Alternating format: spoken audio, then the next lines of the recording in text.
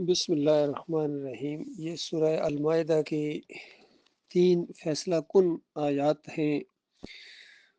اعوذ باللہ من الشیطان الرجیم، بسم اللہ الرحمن الرحیم۔ ومن لم يحكم بما انزل اللہ فاولئک هم الکافرون۔ یہ 44 نمبر آیت ہے، اور 45 اور 46 اور یہ 47 نمبر آیت کے اندر کہا گیا کہ جو اللہ کے حکم کے مطابق یعنی اللہ کے نازل کردہ احکامات کے مطابق فیصلہ نہ کرے وہی لوگ کافر ہیں،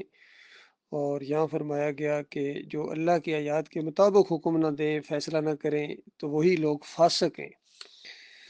تو دیکھیے، آج پوری دنیا کے اندر اصل میں یہی معاملہ ہے کہ اللہ کے نازل کردہ احکامات کی کوئی پرواہ نہیں ہے انسانوں کو، اور انسانوں کے بنے ہوئے قوانین اور انسانوں کے بنے ہوئے جو یہ سارے مسالک ہیں، فرقے ہیں، جماعتیں ہیں، گروپ ہیں، ان کا اور ان کے اکابرین کا فیصلہ چلتا ہے اللہ کی کتاب کے مقابلے میں، اور اللہ تعالیٰ نے یہ طے کر دیا ہے کہ اس کے علاوہ کسی اور کی بندگی نہیں ہوگی، اس کے علاوہ کسی اور کی اطاعت نہیں ہوگی، کسی اور کا حکم نہیں مانا جائے گا، اور کسی اور کا حکم اگر مانتے ہو تو پیچھے پھر اس کا ہینڈلر جو ہے وہ ابلیس ہے۔ اور یہ تو پہلے دن وہاں سے یہاں آتے ہوئے اللہ تعالیٰ نے کہہ دیا تھا کہ ابلیس جو میرے بندوں میں سے تیری بات مانے گا تو سمجھ لو پھر وہ تیرا ہے، پھر وہ میرا باغی ہے، غدار ہے، تو میں تیرے سمیت جہنم کو بھر دوں گا۔ تو یہ آج انسانیت کی ایک عظیم اکثریت نے اور ہر دور کے اندر انسانوں نے یہی طرز عمل اختیار کیا ہے۔ یہ ان کی بہت بڑی بدبختی ہے کہ انہوں نے اپنے مالک اور خالق کو، جو ان کو انسی ماں سے زیادہ پیار کرتا ہے، محبت کرنے والا اور محبت پیدا کرنے والا مالک ہے، دنیا میں جتنی بھی رحمت ہے وہ اس کی رحمت کی وجہ سے ہے۔ اللہ نے رحمت کو پیدا کیا، رحم کو پیدا کیا، اس کے 100 حصے کیے، اور صرف ایک حصہ دنیا میں نازل فرمایا جس کی وجہ سے یہ ساری مخلوق ایک دوسرے سے، عطا کہ درندے اور یہ جو جانور ہیں یہ بھی ایک دوسرے سے جو محبت کرتے ہیں، خاص کر اپنے بچوں سے، یہ اس ایک رحمت کا حصہ ہے۔ 99 حصے اللہ نے اپنے پاس رکھے ہیں اور ان کو ابھی تک چھیڑا بھی نہیں گیا ہے، اور قیامت کے دن اس ایک حصے کو بھی اوپر اٹھایا جائے گا، اور پوری کی پوری رحمت اللہ تعالیٰ مومنوں کے اوپر یعنی ماننے والوں کے اوپر، فرما برداروں کے اوپر نچھاور کر دے گا، جو اللہ کا حکم مانے، اللہ کی کتاب کے مطابق فیصلے کریں، ان کے لیے اللہ تعالیٰ نے یہ ساری کی ساری رحمت رکھی ہوئی ہے۔ باقی کافروں اور مشرکوں کو جہنم کی آگ کے اندر دھکیل دیا جائے گا۔ آج چاہے دنیا میں دن دنا رہے ہیں، یہ یہودی ہوں، عیسائی ہوں، سکھ ہوں، ہندو ہوں، جتنے بھی مذاہب دنیا کے اندر پائے جاتے ہیں، یہ چائنیز ہوں، دیریے ہوں، رشینز ہوں، جتنے بھی آج ان کا بڑا سکہ چلتا ہے اور طوطی بولتا ہے، لیکن قیامت کے دن ان سب کو گھٹنے پر گرا دیا جائے گا، اور ساری ان کی بدماشیاں نکل جائیں گی، اور ان کے جتنے معبود ہیں جن کو یہ پوج رہے ہیں، چاہے یہ گائے ہو ان کی وہ جو بنی ہوتی ہے خاص انداز سے، یا گھوڑے کی پوجا کرنے والے، یا مزاروں کی پوجا کرنے والے، مورتیوں کی پوجا کرنے والے، مندروں کے اندر یہ جو رکھی ہوئی ہوتی ہیں انہوں نے مورتیاں، ان کی پوجا کرنے والے ہوں، یا یہ درباروں کے اندر ان کے ہمارے مسلمانوں کے یہ جو مزار ہیں، یہ گنبد ہیں،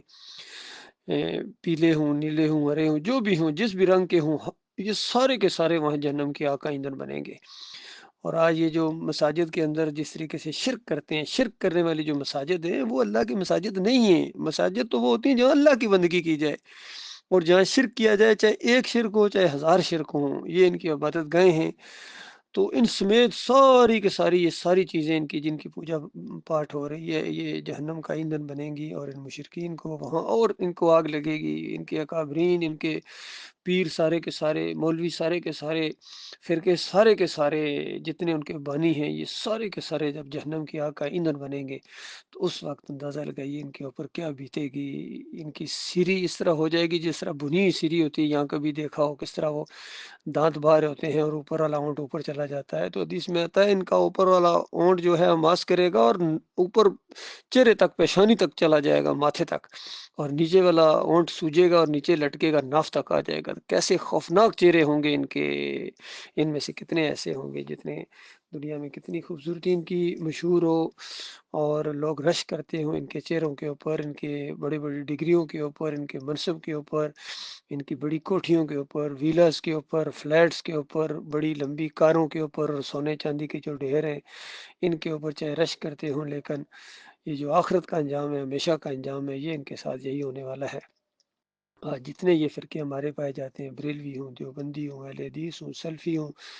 جماعت اسلامی ہو یا تنظیم اسلامی ہو، جتنے مرضی انہوں نے خوبصورت نام رکھے ہوں اپنے فرقوں کے، یا انہوں نے جو تفسیر کی ہیں ان کے بھی فہم القرآن ہے جی، یہ تفہیم القرآن ہے جی، یہ تحسیر القرآن ہے جی، یہ فضائل اعمال ہے جی، یہ جناب تفسیر کبیر ہے ان کی جی۔ تو اس کے اندر اگر آپ کھول کے دیکھیں تو ایک سے ایک بڑھ کر انہوں نے اللہ کی کتاب کے خلاف فیصلے دیے۔ اس کی میں اکثر مثال دیتا ہوں، محمود الحسن کی تفسیر اٹھا کر دیکھو، شبیر احمد عثمانی کی، کہ پہلے صفحے کے اوپر انہوں نے اللہ کی کتاب کے خلاف فیصلہ دیا ہے۔ اللہ کی کتاب کتنا سادہ یہ مسئلہ بیان کرتی ہے کہ میرے بندو اس طرح مجھے پکارو،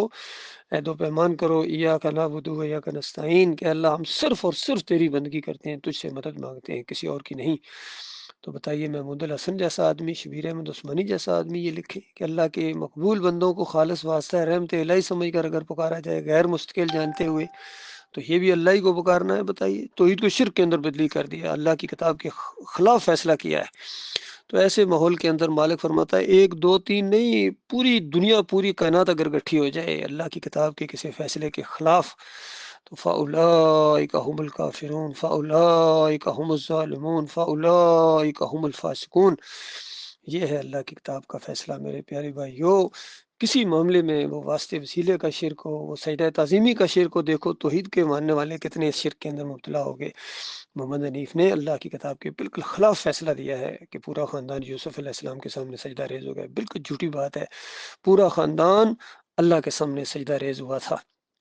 ان نعمتوں اور برکتوں کی وجہ سے جو اس خاندان پر اللہ تعالیٰ نے کی۔ اس سے پہلے بھی لوگ تفسیر کرتے رہے ہیں، اور اس دور کے موحد عالم دین ڈاکٹر مسعود الدین عثمانی رحمۃ اللہ علیہ نے کھول کھول کے اس کو بیان کیا اور فتویٰ لگایا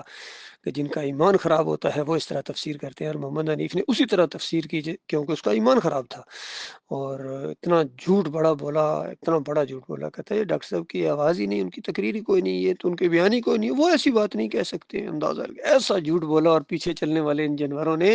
آنکھیں بند کر کے اس کی بات کو مانا ہے اللہ کی کتاب کے مقابلے میں۔ تو یہ اسی زمرے میں آئے ہیں۔ مالک فرماتا ہے والذین کفروا اولیاءہم الطاغوت، تو جو ان طاغوتوں کو اپنا امام بنائے، اپنا لیڈر بنائے، اپنا مشاہیر بنائے، اپنا اکابر بنائے، ان کے پیچھے نمازیں پڑھے، فخر سے کہتے ہیں علی انجینئر صاحب میں ان کے پیچھے نمازیں پڑھتا ہوں، اچھا چندے دیتا ہوں، تو اللہ کی کتاب کی پھر یہ آیت تمہارے دماغ میں کبھی نہیں آئی ہے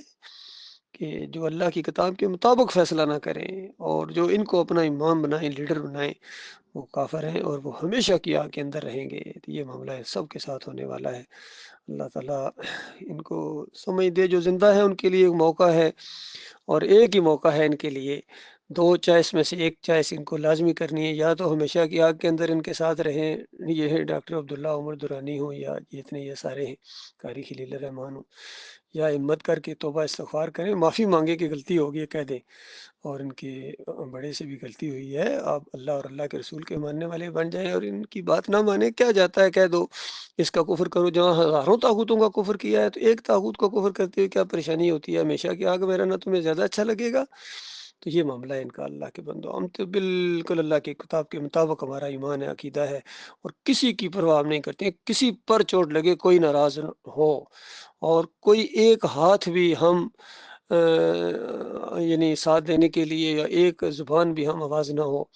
پھر بھی یہی حق ہے، پھر بھی اللہ کی کتاب کو آگے رکھا جائے گا، جینا مرنا اٹھنا بیٹھنا سب اللہ کی رضا کے لیے، توحید کے لیے، ہر بیان اللہ کی رضا کے لیے، توحید کے لیے، ہر طریقے سے جو بھی دعوت تبلیغ کی جائے گی انشاءاللہ یہ خالص اللہ کی رضا کے لیے ہوگا۔ اللہ تعالیٰ جم جانے کی توفیق عطا فرمائے۔